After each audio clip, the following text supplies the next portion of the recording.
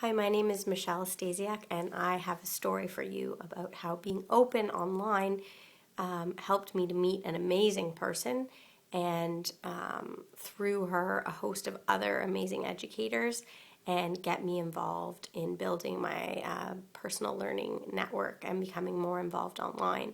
It started when I first started my teaching degree at Brock University and was urged by my professor to open up a Twitter account, which had me raising my eyebrows and shaking my head because I thought Twitter was only for celebrities who liked to brag about how much money they had spent on bottle service at clubs and things like that. But I opened my Twitter account and soon learned how many amazing educators had done the same.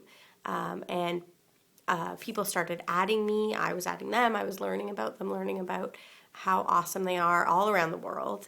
And it was just this whole new world that opened up to me. My story specifically is I had heard about this thing called Ed Camp, which was happening up at York University in Toronto, and it was the first time Toronto had hosted it.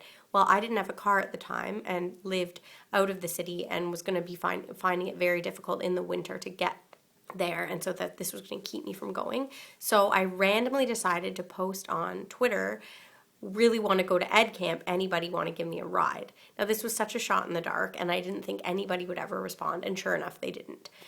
So I didn't check my Twitter for a few days, and when I logged back in I noticed that this kind lady named Michelle Horst, who was a fellow teacher in the area and was going to be going, in fact she was helping to organize Ed Camp, saw my Twitter post and my hashtag Ed Camp, and we arranged a ride.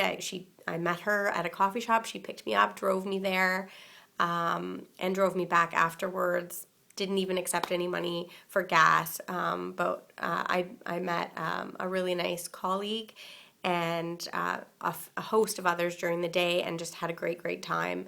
And who knew that just posting something randomly on Twitter like that would open up such generosity and these opportunities to meet these great educators. So there you go.